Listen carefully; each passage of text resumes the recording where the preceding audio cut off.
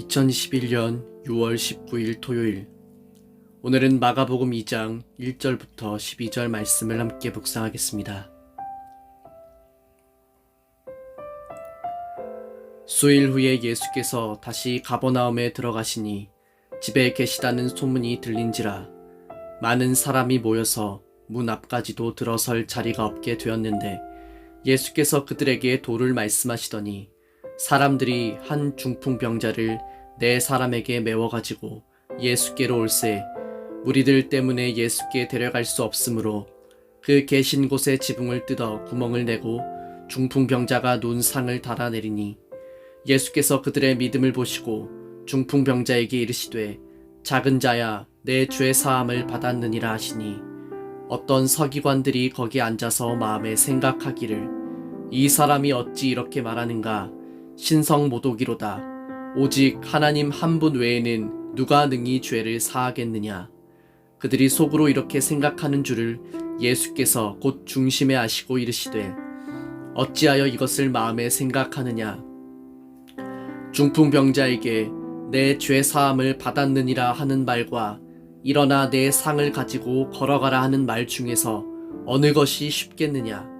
그러나 인자가 땅에서 죄를 사하는 권세가 있는 줄을 너희로 알게 하려 하노라 하시고 중풍병자에게 말씀하시되 내가 내게 이르노니 일어나 내 상을 가지고 집으로 가라 하시니 그가 일어나 곧 상을 가지고 모든 사람 앞에서 나가거늘 그들이 다 놀라 하나님께 영광을 돌리며 이르되 우리가 이런 일을 도무지 보지 못하였다 하더라. 아멘. 잠시 기도하시겠습니다. 사랑의 하나님, 언제나 변함없이 우리에게 은혜를 베풀어 주심을 감사드립니다. 길지 않은 시간이지만 말씀을 묵상하는 이 시간을 통하여 우리들이 진리를 깨달을 수 있도록 지혜를 더하여 주옵소서. 모든 이름 위에 뛰어나신 이름 예수 그리스도, 그 이름의 권세 앞에 나의 모든 것을 내려놓게 하시고 우리에게 참 소망과 사랑을 주시는 예수님만을 의지하며 살아가는 하루가 되게 하여 주시옵소서.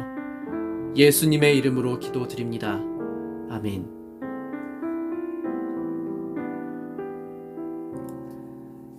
예수님에 대한 소문은 삽시간에 온 동네와 사람들에게 퍼졌습니다. 예수님께서 행하신 일과 그분의 가르침은 사람들의 마음을 사로잡았고 그 결과 수많은 사람들이 예수님을 보기 위해 몰려들었습니다. 예수님께서는 온갖 환자들을 다 고쳐주셨습니다. 그리고 많은 귀신들을 내쫓으셨습니다. 예수님께서는 귀신들에게 아무런 말도 하지 못하도록 하셨습니다. 그것은 그들이 예수님이 누구신지 알고 있었기 때문입니다. 마가는 우리들에게 예수님의 이름에 권세가 있음을 전합니다. 그분의 가르침 앞에 사람들은 전에 느끼지 못했던 권위를 느꼈으며 그분의 행하심 앞에 인생의 모든 문제들이 깨끗이 해결되는 장면을 목격하며 예수님의 행하심에도 권세가 있음을 보았습니다. 사람들은 예수님의 가르침과 그가 행하시는 일에 환호했습니다. 예수님을 향해 나온 사람들 중에는 정말 그분의 손길이 필요한 사람들도 있었지만 이 기적의 현장을 자신의 눈으로 생생하게 보려고 오는 사람들도 있었습니다. 어둠이 채 가시지도 않은 아침에 예수님께서 일어나셨습니다. 그리고 조용한 곳으로 가셔서 기도하셨습니다. 시몬과 그의 친구들이 예수님을 찾으러 왔습니다. 그들은 예수님을 찾자 모든 사람들이 선생님을 찾고 있습니다 라고 말했습니다. 예수님께서 대답하셨습니다. 근처에 있는 다른 마을로 가자. 거기서도 내가 전도할 것이다. 내가 바로 그것을 위해 왔다. 사람들은 예수님을 향해 나오고 있는데 예수님께서는 자신을 찾아온 수많은 무리들을 떠나 다른 곳으로 가자고 말씀하십니다. 많은 사람들이 자신을 주목하고 있고 자신을 향해 몰려들고 있는데 왜 예수님께서는 이러한 상황을 뒤로 하시고 그들을 떠나 다른 곳으로 가려 하시는 것입니까? 이 대목에서 우리는 예수님께서는 자신을 향해 나아오는 수많은 무리들의 숫자에 관심이 있으신 것이 아니라 그들이 지금 자신을 향해 나아오는 목적에 관심이 있으시다는 것을 알 수 있습니다. 주님은 그들이 복음의 부르심 앞에 순종하기 위해 나아오는 자들이 아니라 그저 예수님께서 전하시는 가르침을 듣기 위해 육신의 질병을 치유받기 위해 호기심을 해결하기 위해 모여든 사람들이라는 것을 알고 계셨습니다. 마가복음 1장 45절의 말씀은 예수님의 인기가 어느 정도였는지 실감하게 합니다. 그래도 사람들은 예수님이 계신 곳이라면 어디든지 상관하지 않고 사방에서 몰려들었습니다. 그들은 예수님의 가르침에 열광하고 그가 행하시는 놀라운 기적들을 보며 하나님께 영광 돌리지만 중요한 것은 그들 중 복음의 부르심 앞에 순종하여 자기 인생을 송두리째 맡기는 사람은 없다는 것입니다. 마가는 예수님을 따르는 수많은 무리들과 예수님 사이에 흐르는 이 어긋난 관심사를 우리들에게 선명하게 보여주고 있습니다. 며칠 뒤에 예수님께서 가버나움으로 돌아오셨습니다. 예수님께서 집에 계시다는 소문이 퍼졌습니다. 그러자 많은 사람들이 모여들어 가득 찼습니다. 심지어 문 밖에도 서 있을 곳이 없었습니다. 여전히 많은 사람들이 주님을 향해 나아오고 있음을 마가는 오늘 본문의 말씀 1절 2절 말씀을 통해 알려주고 있습니다. 아니 오히려 그 수가 날이 갈수록 더해져 정말 말 그대로 인산인해를 이루고 있습니다. 그런데 이날 수많은 사람들 가운데 정말 예수님의 주목을 받는 사람이 있었습니다. 4명의 사람들이 예수님께 중풍병 환자를 데리고 왔습니다. 이들은 사람들 때문에 예수님께 들어갈 수 없었습니다. 그래서 예수님이 계신 곳의 지붕을 뜯어냈습니다. 이들은 뚫어낸 구멍으로 중풍병 환자가 누워있는 침상을 아래로 내렸습니다. 마가는 4명의 사람들이 중풍병 환자를 예수님께 데려가기 위해 했던 놀랍기도 하면서 아주 극단적인 선택을 보여줍니다. 우리는 이와 같은 사실들 앞에서 이 사람들이 이렇게 극단적인 행동을 하게 된 그 내면에는 예수님이라면 반드시 이 문제를 해결하여 주실 것이라는 강력한 믿음이 있었기 때문임을 알게 됩니다. 그래서 그들은 예수님을 향해 나아가는 길이 적어도 이 중풍병자와 4명의 사람들에게는 험난한 과정이었지만 결코 포기하지 않은 것입니다. 그런데 이렇게 힘들게 예수님을 향해 왔는데 예수님께서 그들에게 무엇이라고 말씀하십니까? 예수님께서 이 사람들의 믿음을 보시고 중풍병 환자에게 말씀하셨습니다.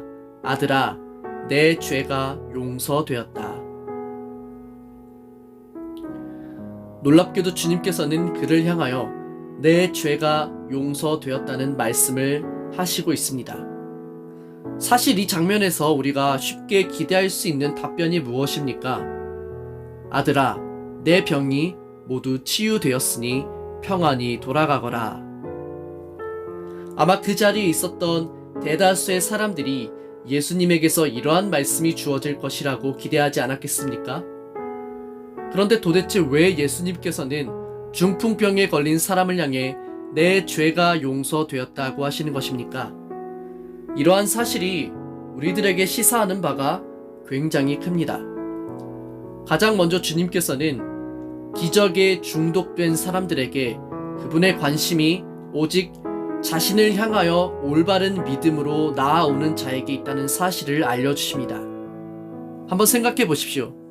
그 자리에 예수님을 보기 위해 몰려든 사람들로 인산인해를 이루었다고 마가는 증언하고 있지만 예수님께 내 죄가 용서되었다는 이 놀라운 선언을 듣는 이는 오직 이 한 사람, 중풍병에 걸린 사람뿐입니다. 성경을 통해 발견되는 기적에 중독된 사람들의 특징은 그들의 관심이 그저 자기 인생의 문제가 해결되는 것에만 있다는 것입니다. 요한복음 6장 14절과 15절에서도 이러한 내용들을 살펴볼 수 있습니다. 그 사람들이 예수께서 행하신 이 표적을 보고 말하되 이는 참으로 세상에 오실 그 선지자라 하더라. 그러므로 예수께서 그들이 와서 자기를 억지로 붙들어 임금으로 삼으려는 줄 아시고 다시 혼자 산으로 떠나가시니라. 요한복음 6장 14절부터 15절에서 사도 요한이 기록하여 주듯이 이렇게 기적에 중독된 사람들은 오로지 그 관심이 자기 인생의 문제를 해결하는 것에만 있지, 예수님께서 무엇에 관심이 있으신지, 무엇을 위해 우리 가운데 오셨는지를 주목하지 않습니다.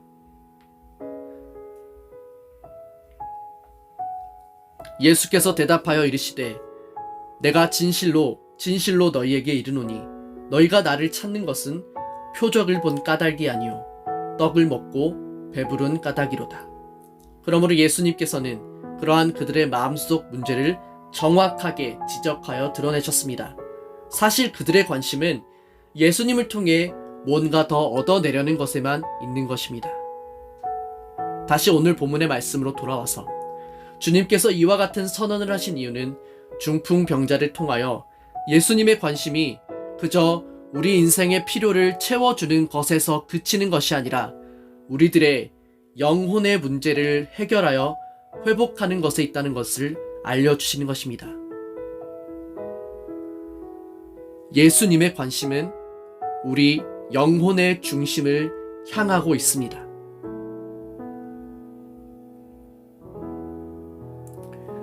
더 나아가 예수님께서 내 죄가 용서받았다고 말씀하신 것은 자기가 누구인지를 모든 무리들 앞에 드러내신 것입니다.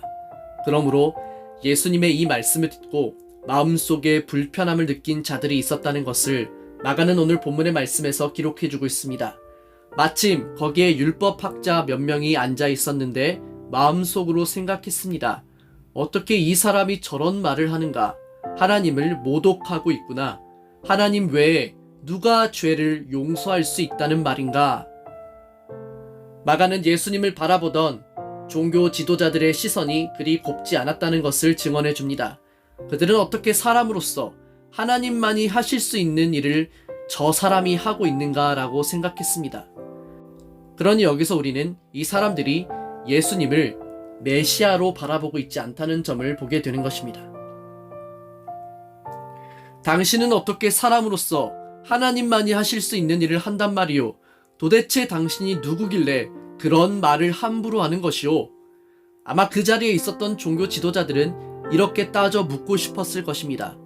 그러나 그들은 예수님을 향한 그 당시 대중들의 관심이 굉장히 호의적이라는 것을 알았기에 섣불리 행동하지 못했습니다.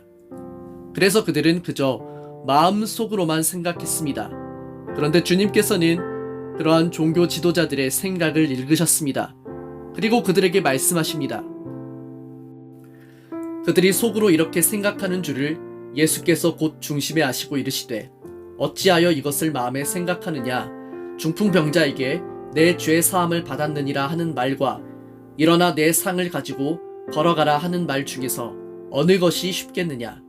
그러나 인자가 땅에서 죄를 사하는 권세가 있는 줄을 너희로 알게 하려 하노라 하시고 중풍병자에게 말씀하시되 내가 네게 이르노니 내 상을 가지고 집으로 가라 하시니 그가 일어나 곧 상을 가지고 모든 사람 앞에서 나가거늘 그들이 다 놀라 하나님께 영광을 돌리며 이르되 우리가 이런 일을 도무지 보지 못하였다 하더라. 얼핏 예수님께서 하시는 말씀을 들으면 병을 고치는 것과 죄를 용서하는 것 중에 전자가 더 힘든 것처럼 느껴집니다.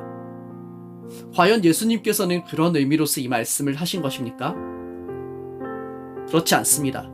예수님께는 우리들의 질병을 고치시는 것과 우리들의 영혼의 문제를 해결할 능력이 있습니다.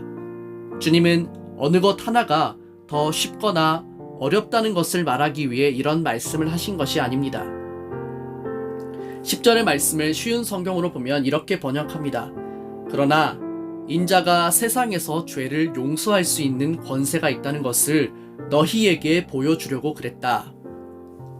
주님은 기적에 중독된 사람들을 향하여 그리고 죄를 용서한다는 주님의 말씀에 불편함을 느끼는 자들을 향하여 말씀하십니다.